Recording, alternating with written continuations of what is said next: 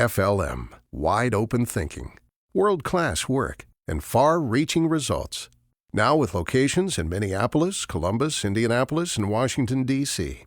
A strategic marketing and communications company dedicated to serving clients who specialize in the business of agriculture and the life of rural communities. So, Sara, we have a busy week here in Washington and where we are here in San Antonio, Texas. A lot of things going on. I want to start this week with a couple of things that happened, particularly in the Senate chamber in Washington, D.C. We saw confirmations for two cabinet positions, Secretary of Interior Ryan Zinke and Secretary of Energy Rick Perry, two critically important positions for agriculture policy. And with Zinke in particular, a lot of groups here fairly happy about those confirmations. Oh, absolutely. I think he brings that real outdoorsman experience and attitude towards decisions and what they're going to mean on the ground that are administered by the Interior Department. And how can you not like a guy, Spencer, who rides a horse to work? He did ride a horse to work on his first day on the job. The man rode a horse to work. Should Sonny Perdue get confirmed as Secretary of Agriculture? I mean, what kind of livestock is he going to ride into the Department of Agriculture on his first day? I mean, there's some one-upsmanship involved. There is, and I think even Secretary Perry got into the act. He was suggesting he should ride a rocket ship or something like that. We'll monitor that. So still no confirmation or still no news on when a confirmation hearing can be expected for Sonny Perdue out of the Senate Agriculture Committee. A lot of things up in the air at that on that discussion. Still waiting to hear some news on when his paperwork is going to be filed and returned back to the Senate Agriculture Committee. And until that happens, can't really have much of a hearing scheduled. So that's out of the Senate. That's the confirmation news. But here at the Commodity Classic in San Antonio, a lot of discussion amongst these groups in preparations for the 2018 Farm Bill. Sara, we're starting to see some policy priorities kind of start to take shape from some of these groups as we gear up for the Farm Bill, and even some discussion today from House Agriculture Committee Chair Mike Conaway. Right. Well, and speaking of not having Sonny Perdue confirmed as Secretary of Agriculture, the Secretary normally comes and addresses this group, but Mr. Conaway, as chairman of the House Ag Committee, was so gracious to come in and kind of fill that slot. And he outlined that not only does he want to have a farm bill done on time, but he wants to have a very strong farm bill. He encouraged the audience to be some of the best grassroots representatives, convincing not only other farmers but consumers about the importance of a farm bill for having a safe and very affordable food supply and to address risk management.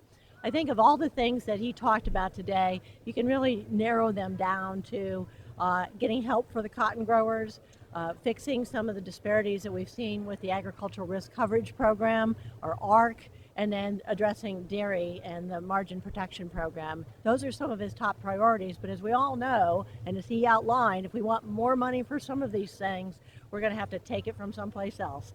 Therein lies the big challenge of moving forward with the next bill. And how they're going to fund that bill and everything else. I mean, there's a lot of discussion going on. A lot of that's going to wrap up tomorrow in the policy committee meetings that some of these groups are having. They've been kind of unfolding at the state caucus level and the subcommittee level for the last couple of days. And tomorrow, Saturday, a lot of these things are going to finally come to fruition. We're going to see some finalization from some of these groups as they look to decide their policy process for the upcoming 2018 Farm Bill.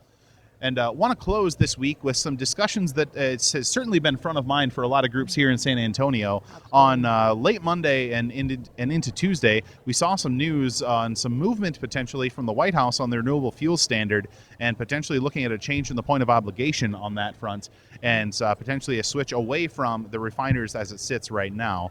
The White House, in turn, denied those reports, but there has been a bit of a spat among some of these groups trying to decide where they stand on renewable fuels policy going forward, what they're going to want to do with the point of obligation. We did see the Renewable Fuels Association. The ties were severed there between that group and Fuels America. We saw some fiery language, I might say, from groups like Growth Energy and the American Coalition for Ethanol on some of this news.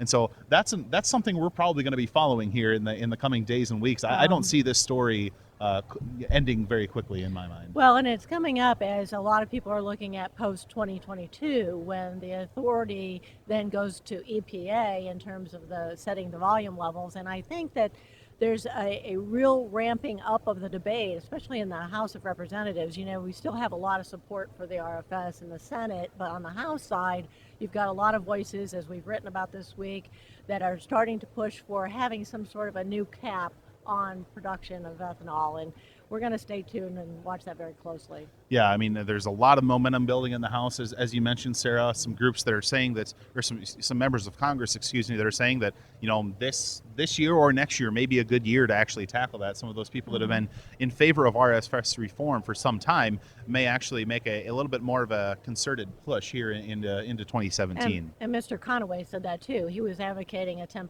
cap and saying that, you know, we're never going to see cellulosic ethanol be developed to the extent that some people had predicted earlier. So the debate is really ramping up. And a number of the groups here, the RFS is very, very important to them. Obviously, Absolutely. National Corn Growers Association, the American Soybean Association, a lot of groups with kind of a vested interest in the success of the renewable fuel standard. And you can expect some trips to Capitol Hill from those groups, I would imagine, if RFS reform is on the menu. I believe that that's exactly right. And, you know, when farm economies are in a really high time period, maybe you're not as worried. But right now, when prices are low, we have all this uncertainty on the trade front, we're going to need all the demand we can get. So I think that's going to do it for our Washington Week in Review portion of our conversation here at the American Soybean Association stage. Sarah, appreciate you taking the time to join us. I think it's been a good conversation, a good kind of a debrief as we look to discuss with some American Soybean Association leaders and staff over the next couple of hours about just some of the things that are going to be happening for this group and for other groups in Washington throughout the course of the next couple of years. So I think that's going to do it. Appreciate you joining us. Have a good one.